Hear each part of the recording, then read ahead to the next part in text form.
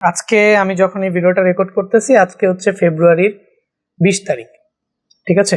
So আজকের দিন সহ তোমাদের 21শে এপ্রিল তো এসএসসি পরীক্ষা, আজকের দিন সহ তোমাদের আর মাত্র 60 দিন বাকি আছে। তো প্রিপারেশনের অবস্থা যেমনই হোক, অনেকের হইতে পারে যে 40, 50, 60, 70, 80, 90, অনেকের সিলেবাস 100%ও শেষ। তো এখন 60 দিনে চাইতেছো খুবই ভালো একটা রেজাল্ট করতে, এ প্লাস পাইতে, অ্যান্ড হচ্ছে 95+ মার্ক করে পাইতে, এবং সেই জন্য তোমরা প্রিপারেশন নিতেছো। আবার অনেকে চেষ্টা করতেছো যাদের 30, 40, 50% সিলেবাস শেষ, এই সময়ে এসে তোমরা চাইতেছো যে একটা কামব্যাক দিবা, সেরা কামব্যাক দিবা, ঠিক আছে। তো তুমি কি জানো যে আসলে এই শেষ সময়ে তোমার প্রিপারেশনটা কেমন হওয়া উচিত? সারা বছর পড়াশোনা করে শেষ সময়ে এসে প্রিপারেশন কেমন হওয়া উচিত এটা না জানার কারণে তোমার রেজাল্ট কিন্তু আশানুরূপ নাও আসতে পারে।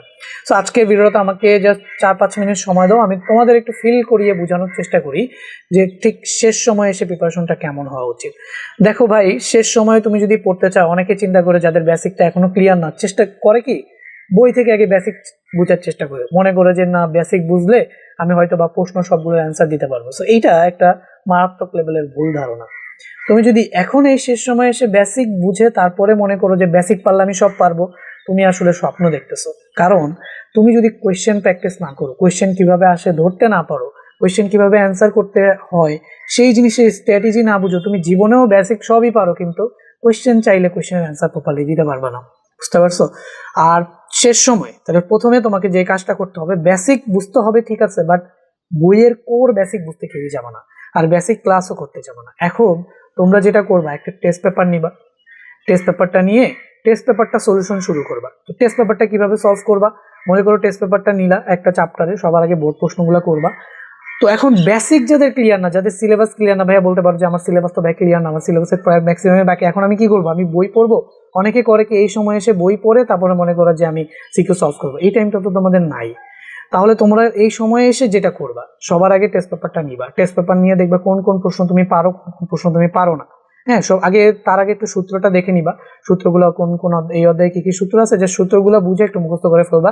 এরপরে টেস্ট পেপারটা নিবা, ঠিক আছে। সকল সাবজেক্টের জন্যই, যেগুলোতে ম্যাথ আছে সেগুলোর জন্য ফর্মুলা মুখস্থ করতে বললাম, বাট যেগুলোতে ম্যাথ ট্যাথ নাই, জাস্ট যেগুলো বাংলা টাংলা এগুলো আছে সেগুলো রিডিং টেডিং পড়ে টেস্ট পেপারটা নিবা।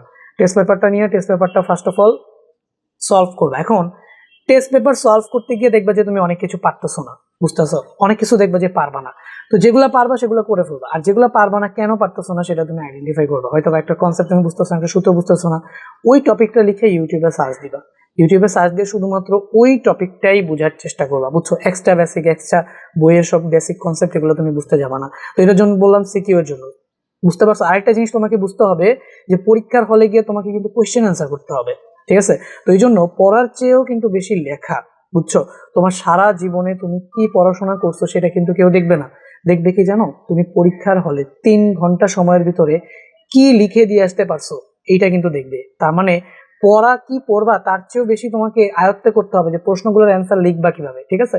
তো শেষ সময় পেপার এই জন্যই বলতেছি টেস্ট পেপারটা নিবা, টেস্ট পেপারের প্রশ্নগুলো লিখে লিখে সলভ করার চেষ্টা করবা। প্রথমে ক খ দেখলা, ক খটা যদি না পারো মুখস্থ করে ফেলবা। গ আর ঘ টেস্ট পেপারে যেরকম ভাবে আসছে, যা আসছে, যেভাবে আসছে সেভাবে জাস্ট মুখস্থ করে পড়ে ফেলবা, বুঝছো। এটা হচ্ছে গিয়ে তোমার কাজ। তো মুখস্থ করে পড়বে, যে যদি ম্যাথমেটিক্যাল টার্ম হয় যেমন physics, general math, higher math, অথবা যারা আর্টস কমার্স আছে, হিসাব বিজ্ঞান হোক, বা যেগুলো ম্যাথমেটিক্যাল টার্ম আছে ওগুলো জাস্ট টেস্ট পেপারটা নিবা, নিয়ে টেস্ট পেপারের আসা বিগত বছরের বোর্ড প্রশ্নগুলো করে ফেলবা।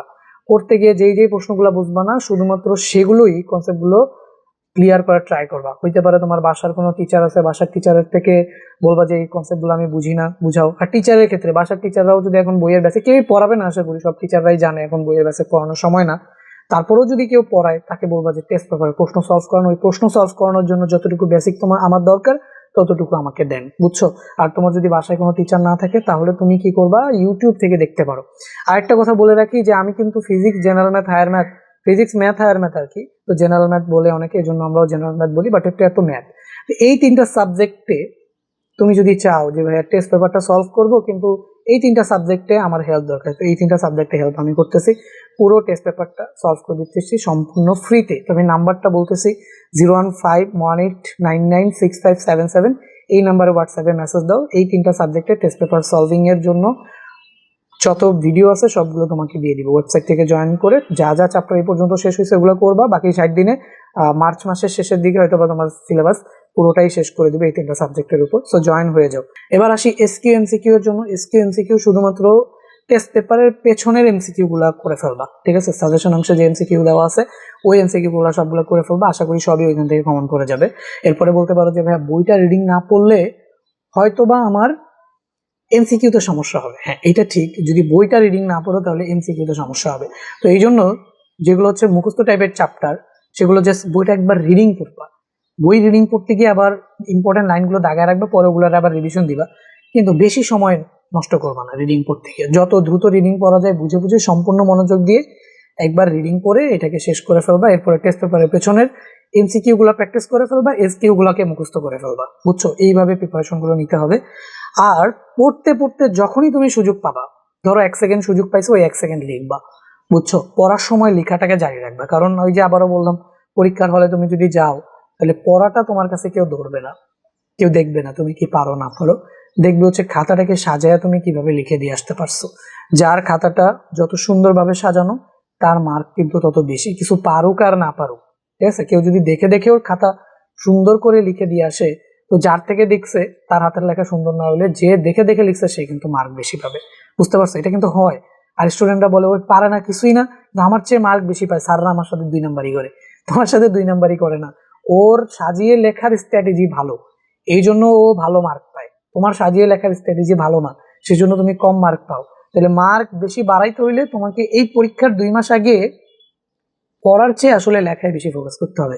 এই জন্যই বললাম টেস্ট পেপারের প্রশ্নগুলো সলভ করতে হবে। প্রশ্নগুলো কিভাবে আসে সেটা আইডিয়া হয়ে যাবে, কিভাবে অ্যান্সার করতে হবে সেটাও আইডিয়া হয়ে যাবে, এবং প্রশ্নগুলো কিভাবে লিখতে হবে সেইটা সম্পর্কেও তুমি একটা আইডিয়া পেয়ে লিখে দিয়ে আসতে পারবা। দেন সব কিছু কিন্তু তোমার কমপ্লিট হয়ে যাবে, বুঝতে পারছো? So moral of the story হচ্ছে তোমার পড়াশোনাটা হইতে হবে এখন টেস্ট পেপার ফোকাসড।